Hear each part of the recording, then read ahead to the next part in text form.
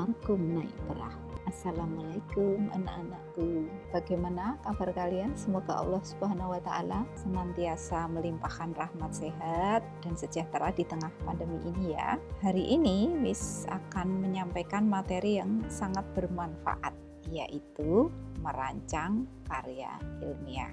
Kemampuan seseorang dalam mengungkapkan ide atau gagasan tentu akan mempermudah hidup. Dengan berlatih menulis karya ilmiah sejak dini, maka secara tidak langsung akan banyak manfaat yang bisa diperoleh. Di antaranya adalah melatih mengembangkan ide, melatih transformasi pengetahuan dari kita sebagai individu penulis kepada pembaca. Sebagai individu tentu kita akan mencari data-data yang diperlukan. Artinya kemampuan kita dalam membaca efektif akan terasa. Kemampuan kita dalam mendengar secara efektif akan terasa. Karena kadang-kadang kita juga menuliskan apa yang kita peroleh dari hasil wawancara.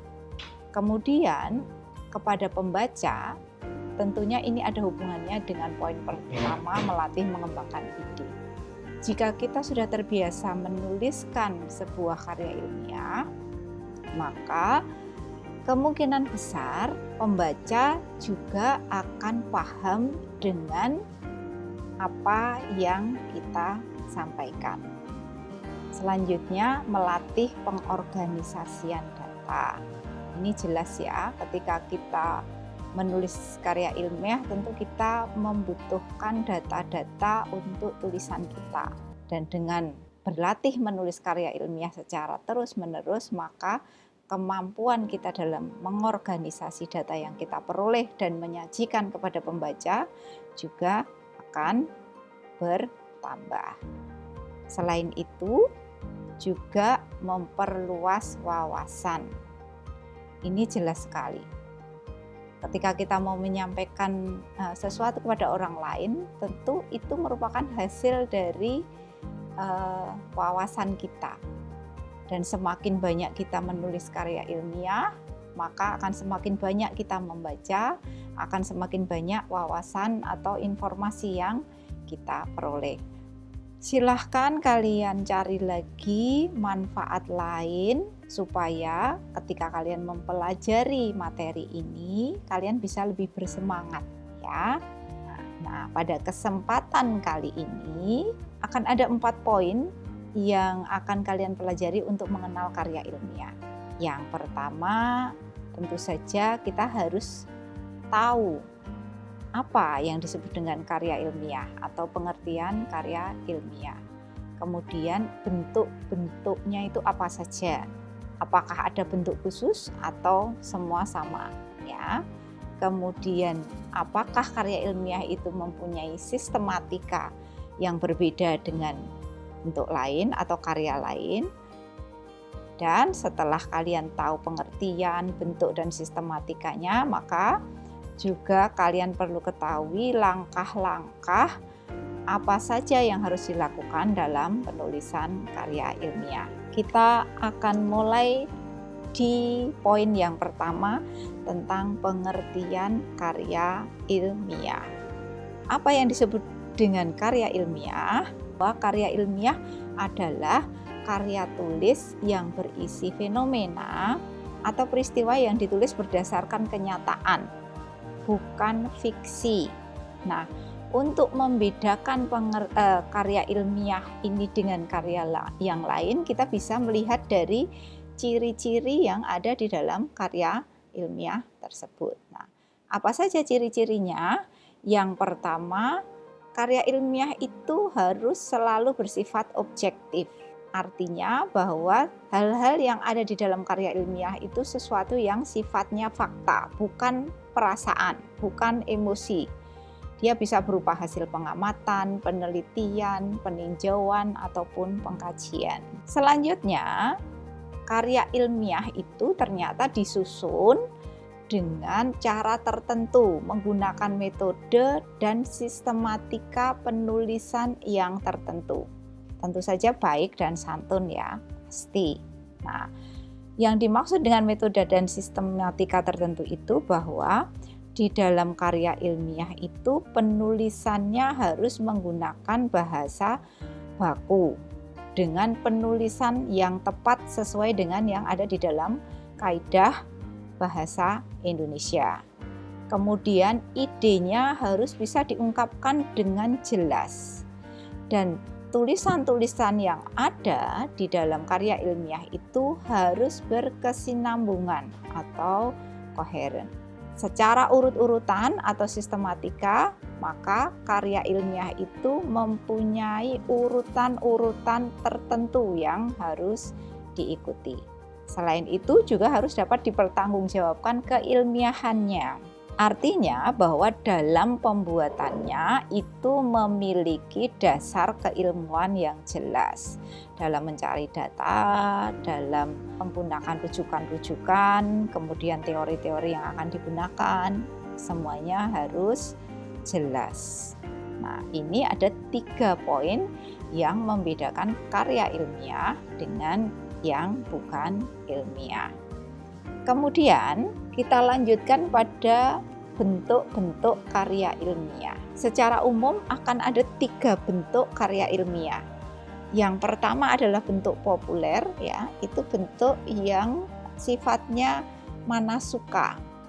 Artinya tidak terpatok pada aturan tertentu kecuali aturan yang bersifat objektif, ya. Artinya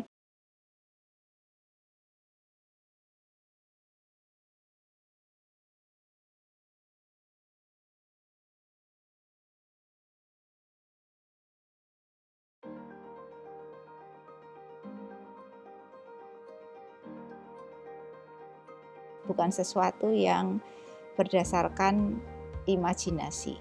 Kemudian yang kedua bentuk semi formal dan yang ketiga adalah bentuk formal.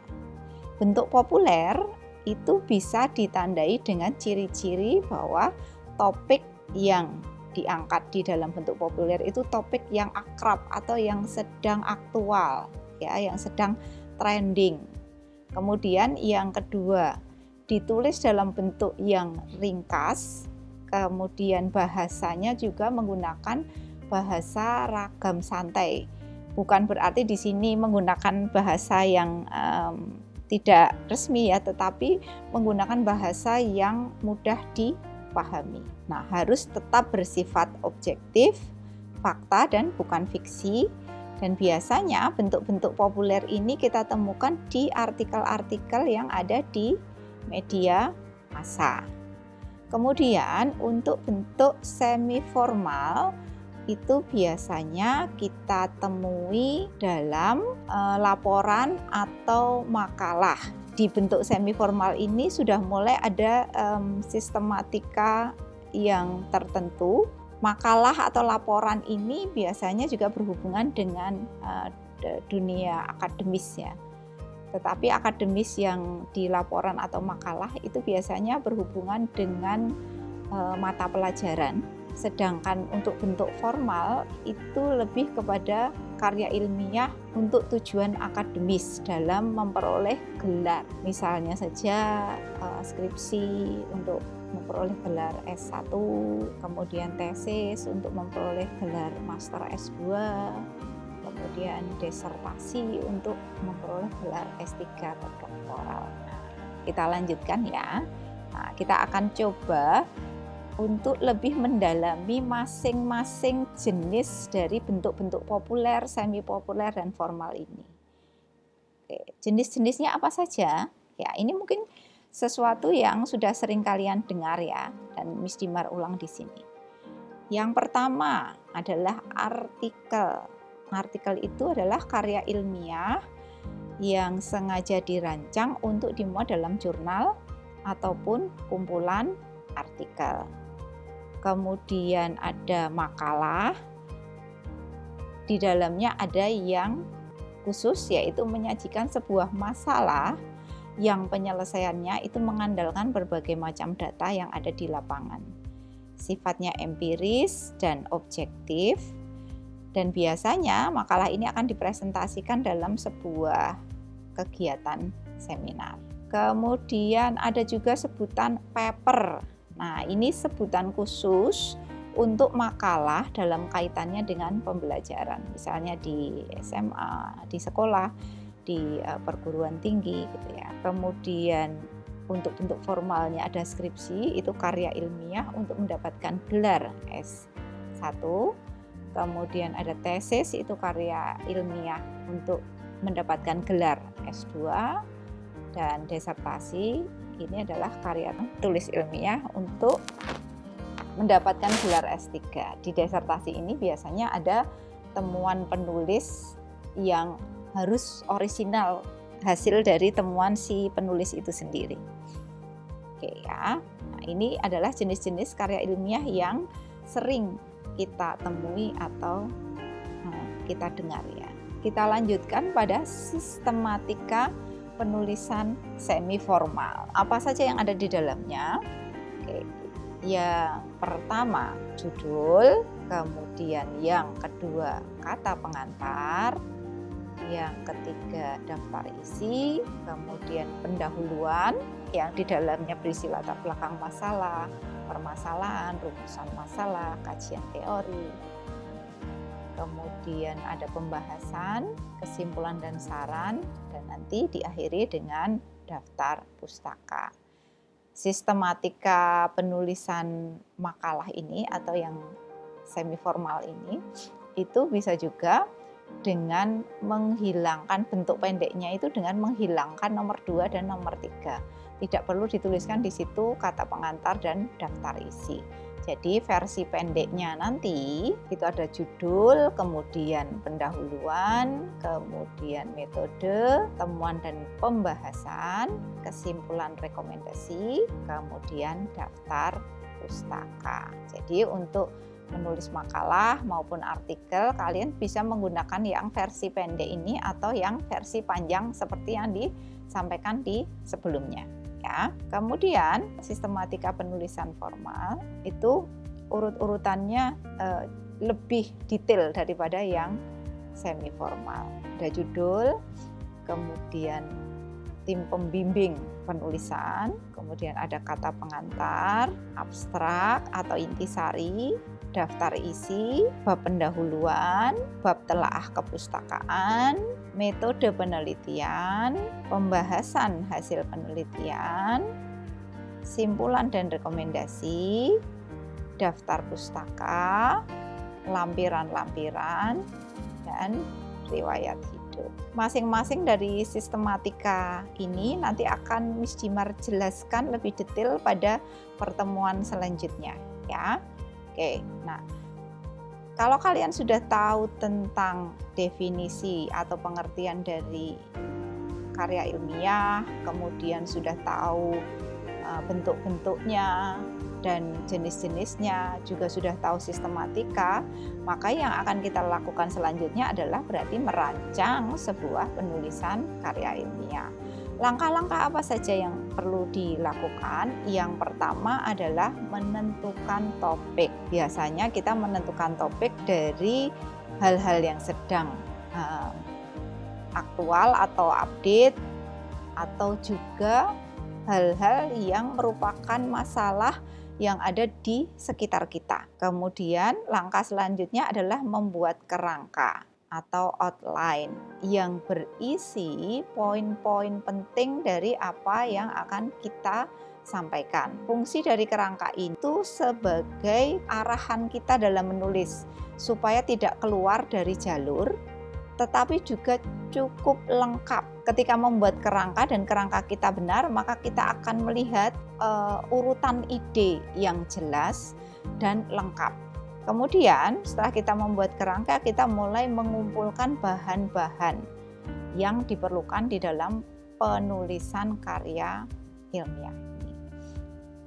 Bahan-bahan atau data-data itu bisa kita cari dari berbagai macam rujukan atau referensi, bisa juga dari pengumpulan data di lapangan observasi, bisa juga dengan wawancara dan sebagainya. Yang terakhir, setelah nanti topiknya jelas, kerangkanya sudah bagus, sudah sesuai dengan apa yang ingin kita sampaikan, bahannya sudah cukup untuk menulis ya, maka kemudian yang dilakukan selanjutnya adalah mengembangkan kerangka sesuai dengan tadi sistematika itu.